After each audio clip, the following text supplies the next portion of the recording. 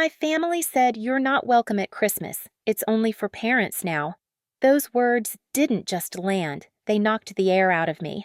One second, I was standing in my parents' warm kitchen. The next, I was staring at people I'd loved my whole life as they quietly erased me from the holiday table. No argument, no hesitation, just a clean cut. I didn't cry. I didn't beg. I simply smiled, small, sharp, and dangerous. Because the moment they shut that door, something else opened. And what happened next? None of them were remotely prepared for. Before I continue, hit that like button and drop your city in the comments. And if you've ever been pushed aside by the people who should have protected you, tell me your words make this space feel a little less lonely. My name is Lydia, and for most of my life, I thought I understood where I belonged.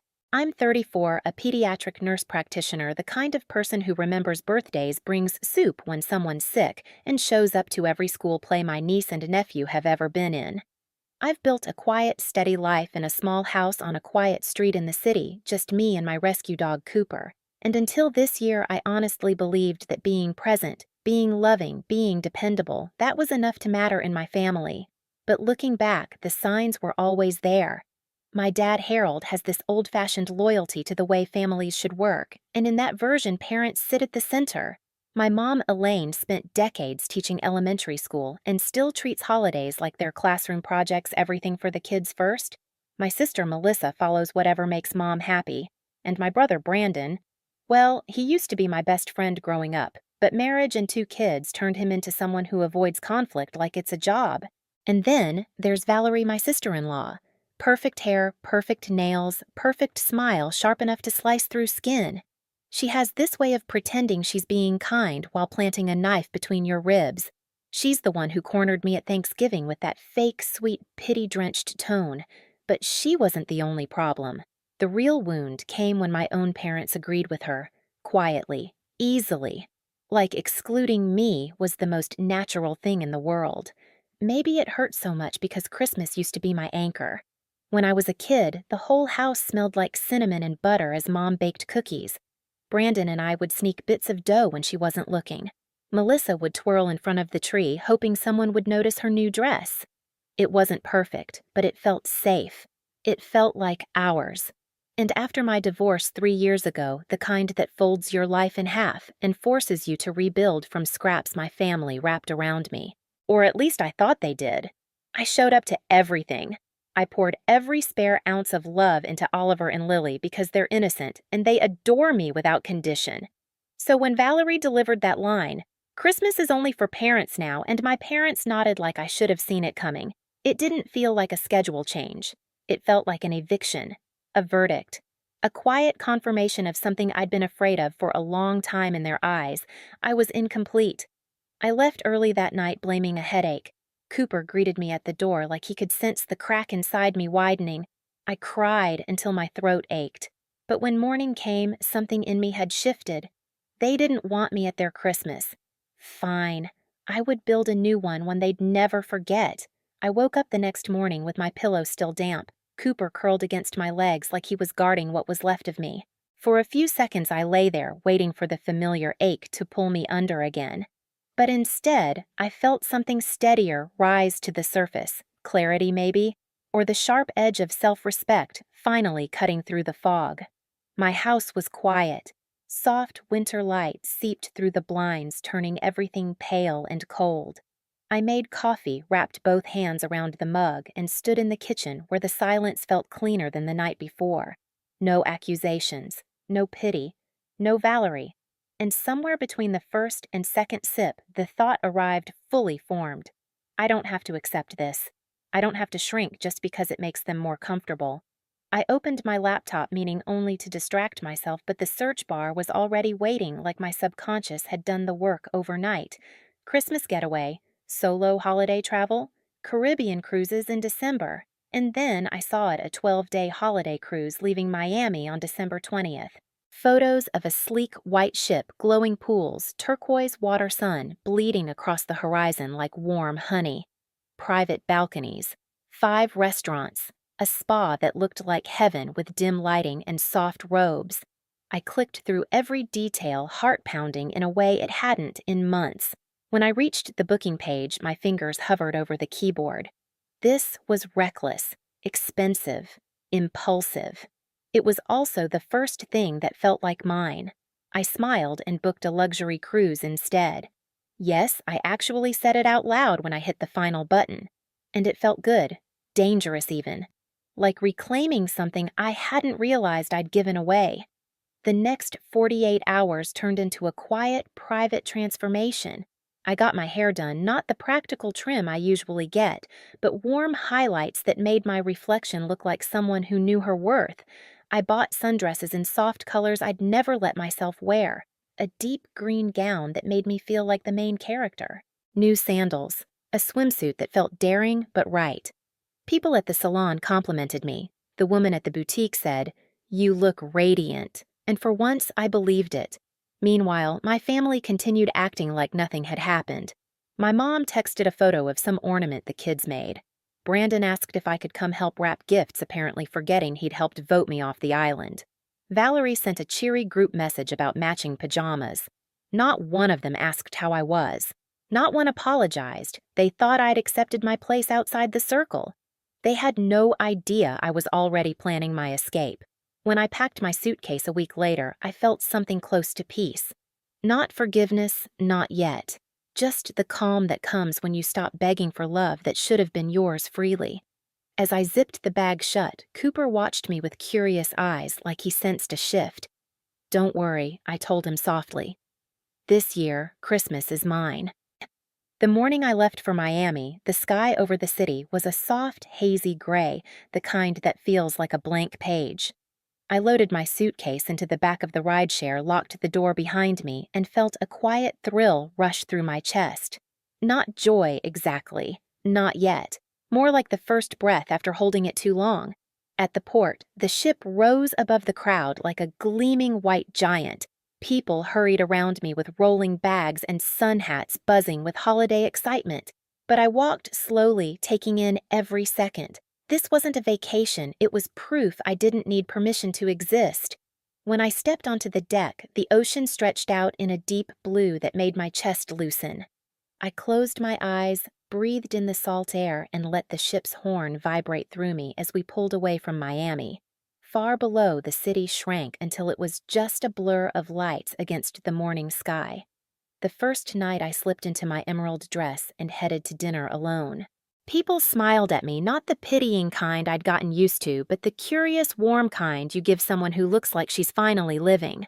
Caleb, Ruth, and Noah were seated at my table, and by dessert we were laughing like old friends. No judgment, no questions about why I was alone. Just acceptance. After dinner, I stepped onto my private balcony. Lights twinkled across the surface of the water, and the air was warm enough to feel like a gentle hand on my skin.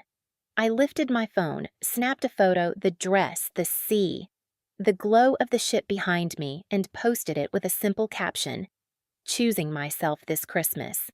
And then it began. When I posted photos from the deck, their messages didn't stop coming. My phone buzzed so fast I thought something broke.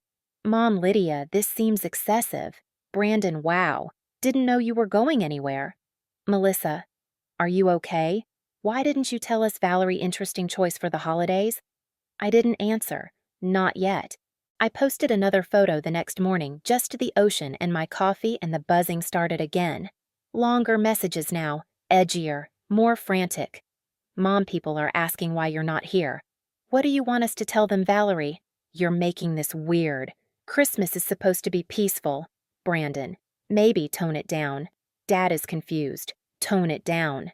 The irony nearly made me laugh out loud. Later that afternoon, Ava called from Seattle. "Lydia, you look incredible," she said before I could say anything. "And they're losing their minds, aren't they?"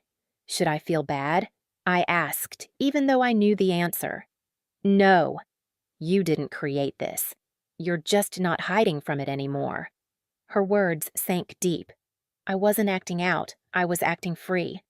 That night on the deck, the wind warm against my skin, I realized something important.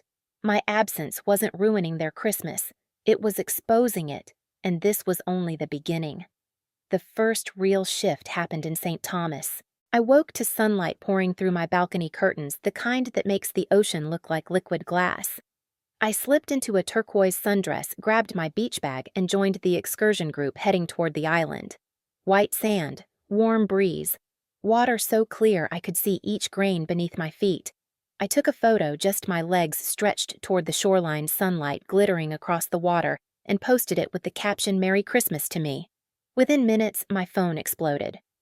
"Mom, this isn't necessary. Melissa, why are you doing this? The kids miss you. Brandon. Mom is upset. Can you please stop posting every detail, Valerie? This feels spiteful." Spiteful. The woman who uninvited me was calling me spiteful. Still, I didn't reply. I just let the island wind dry the salt in my hair and listened to waves erase footprints behind me. For the first time in years, I felt lighter than the tide. That night at dinner, Caleb caught me staring at my buzzing phone. Family, he guessed. Unfortunately, he didn't pry. He just nodded the way people do when they've lived through their own storms. "Well," he said, lifting his glass to choosing peace when chaos wants your attention. I clinked my glass against his. I didn't say it out loud, but I felt it. I wasn't alone. The next stop was St. Martin, a catamaran tour. Sun on my shoulders, salt on my skin. Turtles gliding beneath us like ancient, gentle spirits. I slipped into the water, floated on my back, and stared at the sky until I felt something soften inside me. When a sea turtle surfaced beside me, I laughed, a sound I hadn't heard from myself in a long time. I filmed a short clip of it swimming past. Posted it. Caption: "Better company than I expected today." This time the messages came faster. "Mom, Lydia, please call me. This is getting embarrassing." Valerie. "So you're just broadcasting this? Brandon Dad wants to know what's going on." Melissa. "The kids asked why you're not here." I didn't know what to say. Still, I didn't respond. Instead, I met my new friends for dinner. Ruth told stories about her late husband that made us laugh until we were wiping tears from our eyes. Noah described life in a crowded city kitchen. Caleb shared how freedom felt after years spent trying to fix what couldn't be fixed. Listening to them, something clicked into place. They weren't asking anything from me. They weren't defining my worth. They were just present. The next day, we docked in the Bahamas. The moment I stepped onto the pier, warm air and bright colors hit me like a bomb. I signed up for a dolphin experience, half expecting it to feel staged touristy. But when one of them, Luna, nudged her nose into my palm and chirped, I felt a surprising squeeze in my chest. Affection. Joy. The trainer snapped a photo right as Luna pressed her nose to my cheek. I looked happy, genuinely, effortlessly happy. I posted it. Caption: "She showed me more affection in 5 seconds than some people did all year." That set off a different kind of storm. "Mom, stop this. People are talking." Valerie. "Are you trying to make us look bad?" Brandon. "What do you want?" Lydia, seriously. Melissa. "Are you okay? I'm worried." Then came the one that almost cracked me. A message from Oliver, clearly typed from Melissa's phone. "Aunt Lydia, I miss you. Christmas is weird without you." I had to sit down. The deck beneath me blurred for a second as guilt and anger collided in my chest. The kids didn't deserve this. They didn't create this. But I typed back, "I miss you too, buddy. I'll see you soon." That was all I could handle. That night, I stood alone on the deck. Warm wind, glittering waves, stars spread like scattered salt above me, and for the first time I wasn't thinking about who I'd disappointed. I was thinking about who had disappointed me. They excluded me, erased me, treated me like a half-formed version of a daughter because I didn't have kids. Why was I the one carrying all the guilt? The next morning, I woke to a message that wasn't frantic, it was quiet. "Mom, we need to talk when you get home." We went too far. I didn't reply, not yet. Letting someone feel consequences isn't cruelty. Sometimes it's the only language people hear. On New Year's Eve, the ship held a party beneath strings of white lights. I wore the gold dress I'd bought just for this trip. When I walked into the dining room, Caleb let out a low whistle. "You look like you survived something," he said. "I did," I answered, "and I think I'm finally done apologizing for it." At midnight, fireworks bloomed over the ocean, soundless at first, then cracking open the sky. I snapped a single photo of the reflection on the water and posted it with no caption, no explanation, no justification, just truth. When the ship docked in Miami on January 1st, my stomach tightened as I walked toward the arrivals area. I'd expected a car service, silence, space. Instead, I saw them, all of them, my parents, Brandon, Melissa, Valerie, the kids, waiting. Their faces were tight, exhausted, lined with the weight of 2 weeks spent confronting themselves. Brandon stepped forward first. "Lydia, can we talk?" I didn't answer. I walked past him through them until we reached the house where everything started, the place where they'd cut me out. We sat in the living room, the Christmas tree still up, ornaments reflecting the tension hanging in the air. Harold cleared his throat. "We were wrong," he said, voice trembling. "We hurt you. We didn't think." "No, I cut in. You didn't think of me.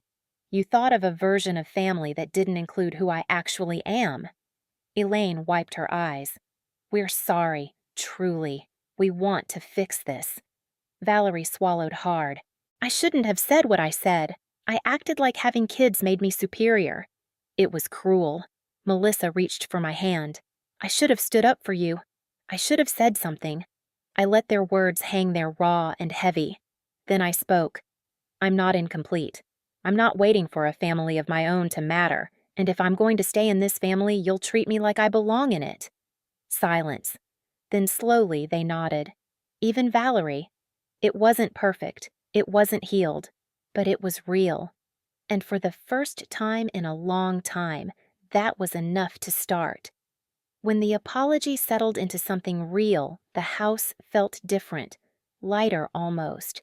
The kids curled against me on the couch, chattering about their presents, and for the first time since Thanksgiving, I let myself breathe without bracing for the next bruise. In the days that followed, my parents made an effort I'd never seen before. My dad called just to ask how my day went. My mom stopped framing every conversation around grandchildren. Brandon invited me to dinner alone so we could talk without Valerie's shadow. Even Valerie apologized again, quieter, humbler, and gave me room instead of expectations. But the biggest shift was inside me. The cruise had done something I didn't expect. It taught me I was whole long before anyone realized it. I stopped waiting for their approval. I stopped shrinking to fit the version of family they preferred. I kept posting photos of sunsets, the green dress Cooper waiting by the door, not to provoke them, but because they were mine. My life, my joy. And slowly, my family learned to join me there without trying to control the view. When January settled in and the holiday glitter faded, I realized something simple but life-changing. The best revenge was never about making them hurt. It was about living in a way that made me impossible to overlook. I showed up to Oliver's birthday with a smile, not because everything was perfect, but because I was.